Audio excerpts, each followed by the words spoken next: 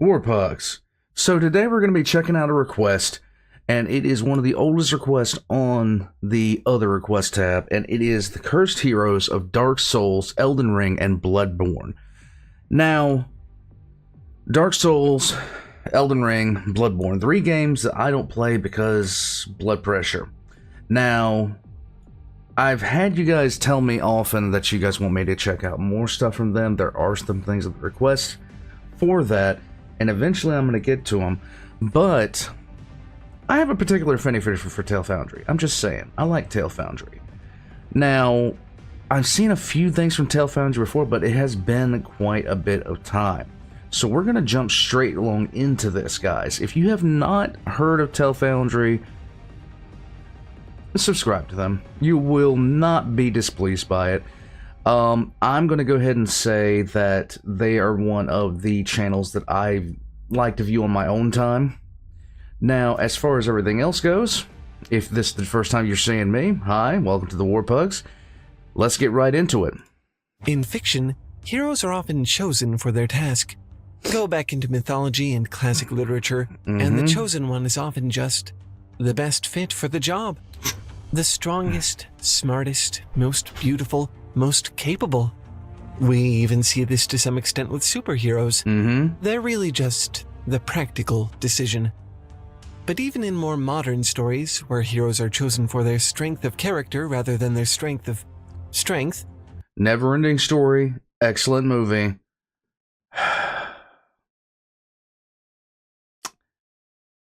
I can say so much about the storyline of Neverending Story. It was one of those movies I watched when I was a kid, and the speech that I can't remember the exact name of the character, but the wolf gives to one of the main characters of the story, Atreyu, is still one of the best speeches in cinematic history, I believe. We still want to see them succeed. For a kids movie. So we give them a band of loyal companions, the favor of the gods, the ancient weapon which grants them heroic abilities, a means for the chosen one to accomplish their goal, even when they seem an unlikely fit. It's a reasonable expectation, I think. But what if we didn't do that? What if, instead of helping the chosen one, we made it as hard as humanly possible for them to do the thing they're destined to do? What if, instead of allies, we heaped on loss and tragedy and loneliness? What if, instead of the favor of the gods, we gave them complete cosmic insignificance, divine neglect? What if, instead of a Welcome to the Imperium. Welcome to 40K. Here's your teddy bear and your gas mask. You will need them both. Powerful ancient weapon, we gave them a curse? There's a group of games that does this, and I've just been very fascinated with them lately. Dark Souls, Bloodborne, Elden Ring, FromSoft's Soulsborne games.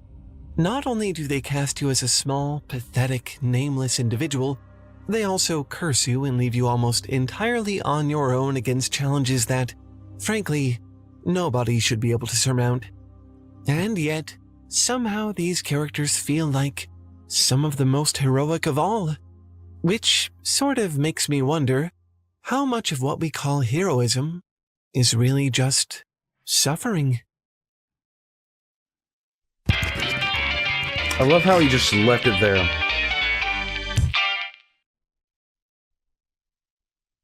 Did you know that we make more than YouTube videos? It's true. We actually have an entire second Tale Foundry show called Worldsmiths. Nice. We talk a lot about art on this channel, but Worldsmiths is where we peel back the pages and enter the worlds of the artists themselves. Nice. Their influences, their methods, their lives. We've covered artists like Junji Ito and Clive Barker, and just earlier today, we released a video about Hidetaka Miyazaki, the creator of Dark Souls and president of FromSoft. It'll honestly give a lot of context on this video that you're watching right now. Okay. You can go watch Worldsmiths and a bunch of other videos we haven't uploaded here over on our streaming platform, Nebula. Sign up for the Curiosity Stream Nebula bundle deal for just $14.79 a year, that's less than $125 a month, and get more Tale Foundry than you've ever had before. Visit curiositystream.com/TaleFoundry and use code Foundry to get started. There you go. The path of the Chosen One differs wildly from story to story, but they all have one key thing in common: fate. Either by the implications of the plot, the decree of the gods, a perfect storm of circumstances, or by their own dogged determination, their endpoint is clear. They will succeed, or at least they have a pretty good reason to believe that they will. Everyone's known since he was a baby that Harry Potter is gonna get Voldemort someday. True. Luke will restore the balance to the Force. Time and time again, across the worlds and the histories of the Zelda games, Link is called on to be the great hero. In the Elder Scrolls franchise, I mean, it's enough just to be the one holding the controller. You are pretty much destined to do all the heroic things in those games. Yep. But one thing I love about Soulsborne games is that usually the heroes just really don't have that sense of certainty. In the first Dark Souls game, you play as the Chosen Undead. All that really means is that you have a curse which prevents you from dying, so unlike the average hero, you get to martyr yourself not just once, but again and again and again. Don't you love it? And this isn't secretly a superpower you've been given. You yourself haven't been chosen for the task, just your kind. The undead are almost a race of sacrificial lambs, one of whom is destined either to save this wretched world as it is, or end the curse and usher in a new age.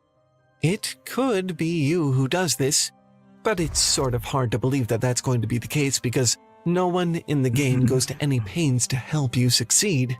Sure, you might get a piece of information here or there, but for the most part, you really are on your own.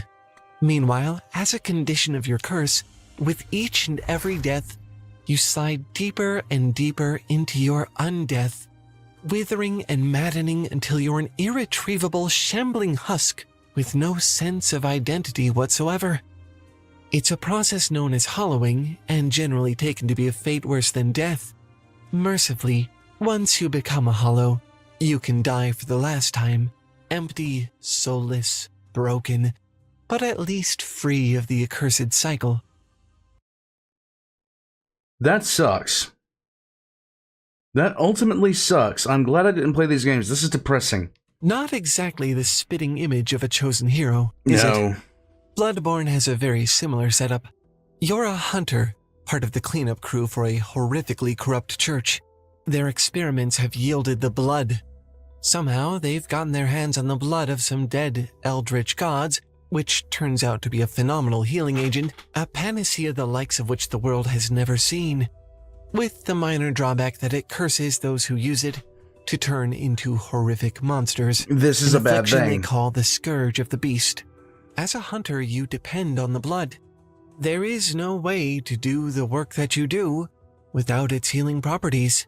You must allow the beast into your veins in order to destroy the beasts which plague the city. No guarantee you'll be successful, though. You're just the last in a line of many. Just another good hunter.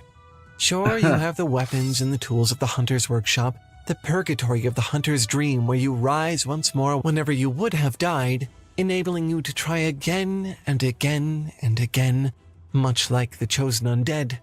But as a hunter, you don't even have a prophecy. There is no promise that you'll do anything. It's just your job to try. And who knows, maybe you can do it.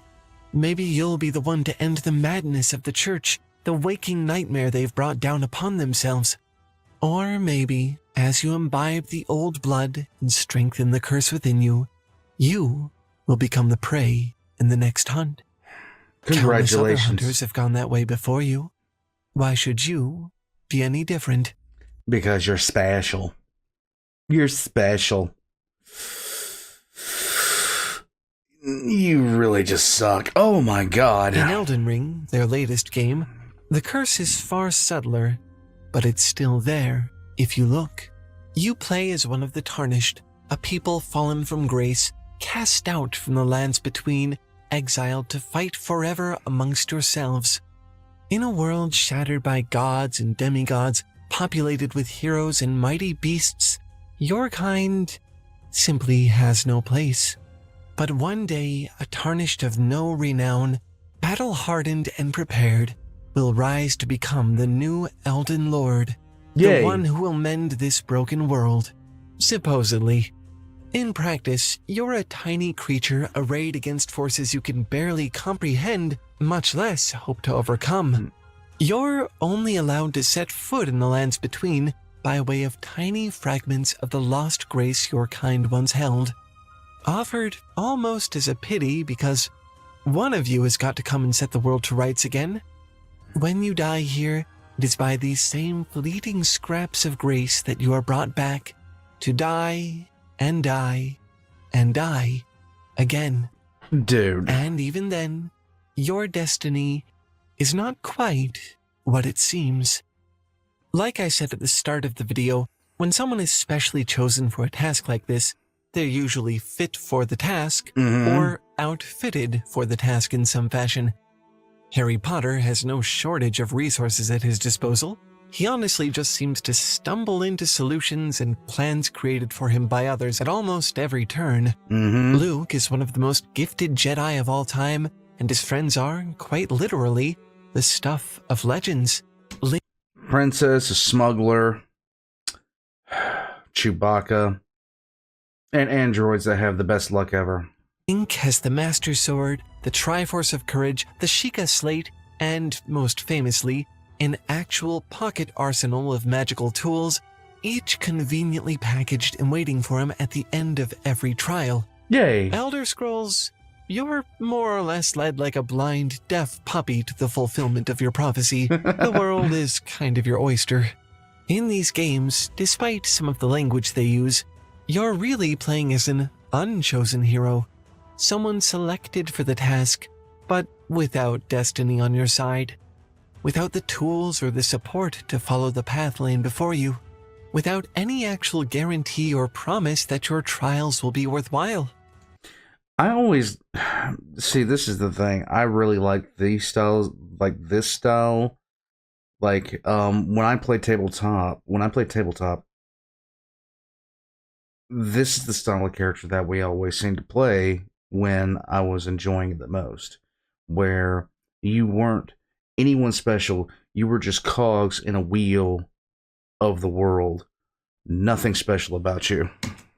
No special place in the cosmos, no divine favor, just a particularly difficult road ahead of you and the tenacity not to give up.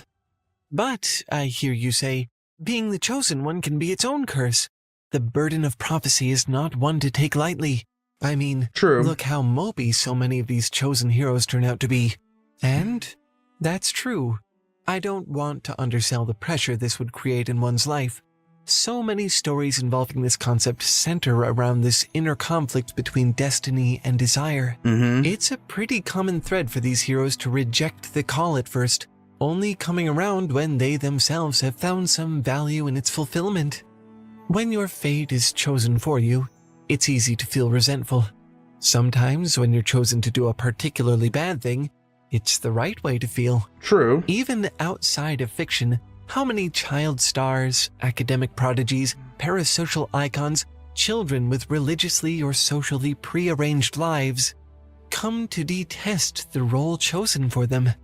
This sense of lost agency and this feeling of existential pressure are certainly part of the burden that these heroes carry. If you want a good example of what he was just talking about, look at any of the Disney kids over the and what we mean by Disney kids, honestly, look at what happened to nearly every single member of the Mickey Mouse Club. Britney Spears being one of them. Britney Spears has done lost her mind. She has lost her mind. Just about all of them. Find one that turned out okay. Not many of them did. The kid that played Anakin in A Phantom Menace, his life turned to utter hell. Macaulay Culkin.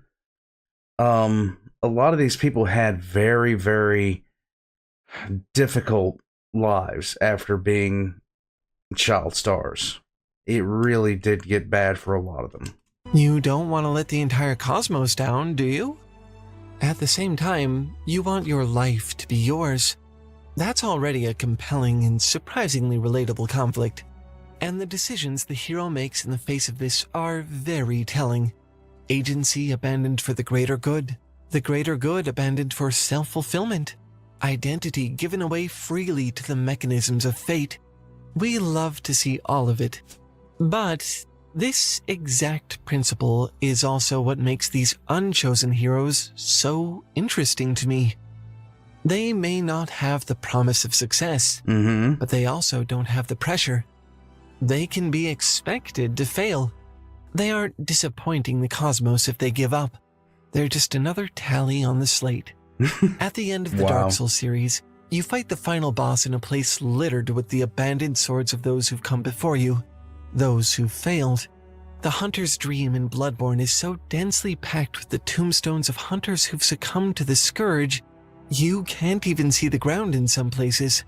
Considering the great burden of fate, I think there's just as much relief in the fact that you could just be another sword in the earth, just another tombstone. Right. It's almost a signal that it would be okay if these heroes were to give up. And still, they don't. Even though this isn't perhaps the path they chose for themselves, even though it would be no great tragedy to abandon it, they press on. This, I think, is what makes these unchosen heroes so compelling to me. The decision to be a hero is nobody else's but theirs, which becomes all the more impressive when you remember that these characters are not only unchosen, but cursed. Not only are they making the decision to perform their duty without a promise of success, without the pressure of expectation, they're making it through the pain this process actively brings them. Their sacrifice is ideological, but This is reminiscent of people that actually go and do things in real life more than anything else. You're just some regular person, then something happens, you react, and somehow, despite everything, you're a hero. I'm reminded of this one guy who just was out delivering pizzas one night, saw a house on fire, went in, got his arm cut all to shreds, but wound up saving 2 children in the house.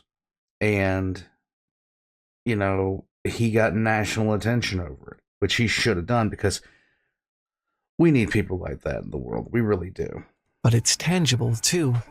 It withers them into hollowed husks, transforms them into raging monstrosities, secures them as pawns in the service of forces they cannot comprehend. And of course, in each case, they die. Over and over, arguably the ultimate sacrifice made countless times to this cause that they do not necessarily have to pursue. There are other great examples of this out there too, like Guts from the manga Berserk, who bears the brand of sacrifice, drawing evil spirits and demons to him wherever he goes. And of course there's also the One Ring in Lord of the Rings, the greatest burden Middle-earth has to offer, carried by its meekest denizen, a hobbit. But none of those cut quite as close to the marrow as the curse of undeath in FromSoft games. Yes, it's a very mechanically convenient way for them to embrace the philosophy of death as a feature, not a bug, but I still think it's a powerful thematic symbol. Not even death can stop these unchosen, beleaguered heroes from walking their path. To me, that seems far more heroic than heroes who are chosen for their strength, chosen and given the means to fulfill their destiny, chosen at all, really. So, what does this mean for heroes in general? What does this mean for heroism? Is the one who suffers the most the greatest hero of all? Not necessarily. Is that really all it takes? Well, I think that's probably subjective. I'm sure people define heroism in a lot of ways, but I personally have never quite thought of it as defined by the skill or the circumstances or even the intentions of the individual. I've always thought of it more in terms of the opposition they face. Who is more heroic? The seasoned dragon slayer come to dispatch yet another beast? Or the 10-year-old mustering the courage to look under their bed, despite the monsters that they're certain are waiting to gobble them up? Again, the answer may be subjective, but I tend toward the child, because I don't think heroes are just skilled or equipped or willing. Heroes are the ones who struggle, who work to overcome. I like where he went with this. Proportionate to the ability of the hero, not the scale of the accomplishment. Weird that I learned this from Dark Souls of all places, but the games work very hard to make you feel for the characters you're controlling. You bear the curse with them, the mantle of the unchosen, and you feel just as much the hero when you manage to struggle through it. Nice. This is actually one of the core tenets Hidetaka Miyazaki uses in game design. Audiences should be challenged.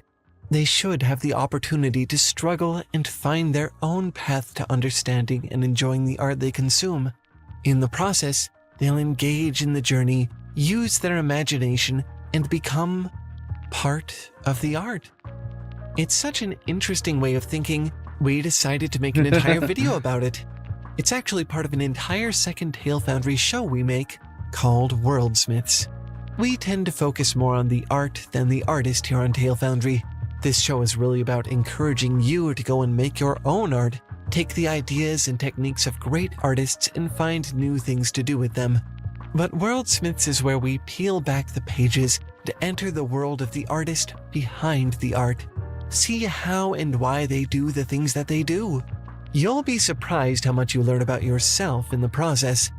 We've already done videos on Junji Ito and Clive Barker, and we've got plans to cover plenty of other authors and artists too, like Terry Pratchett, Neil Gaiman, Ursula K. Le Guin, and so much more.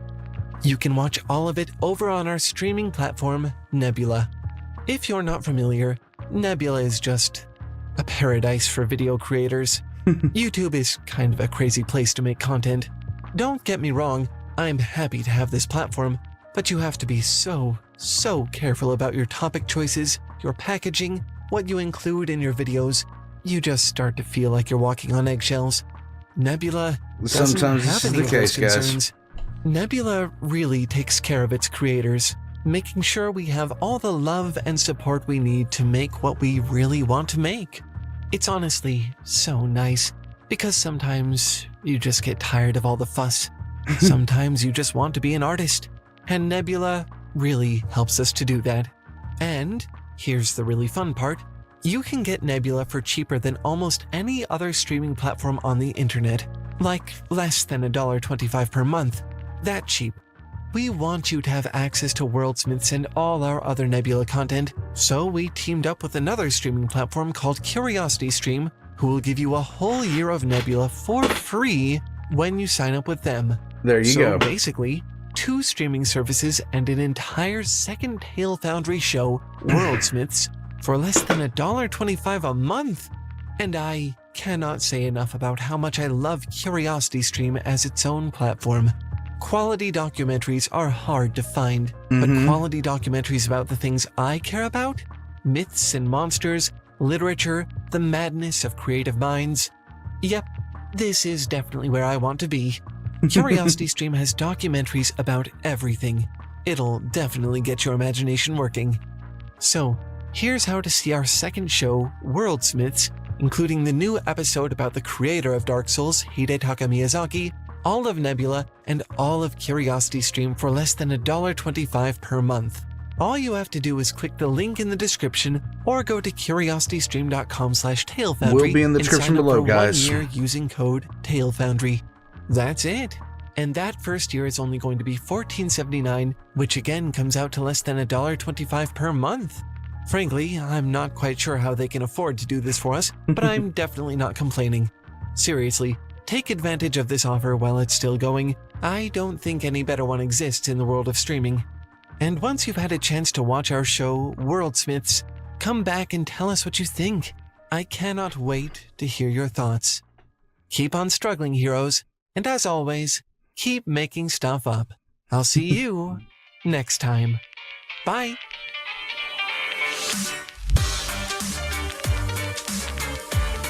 Warpugs. One of the reasons people attached so easily to Luke Skywalker was because he was the the archetype for the hero's journey. There's the call to, the call to adventure, call to action, things like that. Quite simply put, when George Lucas wrote the original Star Wars, he pulled straight from the hero's journey. Same with Harry Potter. It's things like that that are just the easily identify, you cannot write, well, you can of course write a terrible story, but if you're wanting to write like a hero story, an adventure, something like that, then that template is by far and large the absolute easiest one to go with. The absolute easiest one to go with, because people just associate with those characters so well and so easily. I know for myself, when I was growing up, Luke Skywalker was, he was it. For a lot of children that grew up, while I was a teenager going to my early teens, Harry Potter was it. And we haven't had a story like that for this upcoming generation. That probably explains why the world is so screwed up. I'm just saying. We need good stories. As a culture, as people, we need good stories. We need heroic examples to strive towards. And we need to see our heroes fail. We need to see them rise above their failures. We need to see them learn and grow. And we need to see them actually go through things. And nowadays, one of the things that I've noticed about modern writing is they write heroes and heroines who have no flaws. And I can't relate to that. When my biggest issue with the Star Wars sequels was the fact that even the writers outright declared that they were writing Rey to have no faults. And I can't relate to perfection. Under any circumstance, I can't relate to that. I can't relate to things like that. At that point, you're the hero of the story. The one that we're supposed to, I guess you could say idolize or emulate. That figure is an impossible standard that we'll never achieve. Luke Skywalker, even though he was a talented Jedi Knight, he showed fear, uncertainty. He questioned everything. He was devastated. His pride led him to fall. Several times. He almost lost everything on so many occasions. He went through a nightmare, and eventually he wound up at the end of it standing in front of the most evil person in the galaxy, trying to save the soul of the second most evil person in the galaxy. And I keep on saying, out of the sequels, Finn in the first movie, sequels of Star Wars, Finn was the character for me. He started off, being unable to handle combat, not knowing where he belonged, not knowing where he fit in. He was a coward. He didn't know where to go, who to turn to, what to do. But at the end of it, he stood up to, quite seriously for him, the most terrifying person that he knew existed, except for one. It would be the equivalent of somebody standing up to Vader, for the movie's sake. Kylo Ren was in no way close to Vader, but same kind of thing. Now, granted, they screwed it up 20 seconds later when Rey beat Kylo in a lightsaber duel, therefore completely negating the fact that he was a threat at all. But I digress. It's something when I watched that movie for the first time and I saw Finn on the screen, when he went for the lightsaber and he tried to fight, I was sitting there the entire time just scared to death he was gonna die. And literally just oh my god, just sitting there I was just sitting there watching it. he was one of the only characters that I really, really cared about.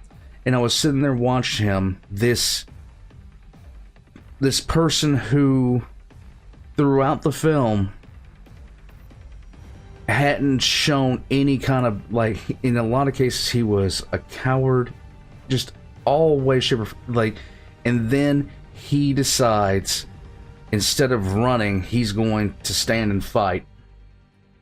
And it was just one of those moments where I was just sitting there just staring at it, just wide-eyed, just hoping that he would survive this intact. And then they promptly screwed it up. The second movie turned it into comic relief, and he promptly forgot everything he had learned. And I'm not even going to mention what they did to Luke. Stories like this are in stories like Finn, like Harry Potter, like Luke Skywalker, like so many other amazing characters are important because it's the human element. Even though these characters are destined for some sort of greatness, or maybe not even destined for any greatness at all, you do see them go through actual trials and tribulations and falls. And we're missing that these days. We really are missing that these days. And we need to get it back. Because stories are essential to us. They're essential to how we live. Warpugs, I didn't mean to go off on that tangent. All the Tale Foundry's links are going to be in the description down below right next to my own. Including Patreon, including my memberships. And, jump in the Discord. Request something. I might be able to take a look at it. Until next time, Warpugs, thank you for joining me. I'll see you guys later.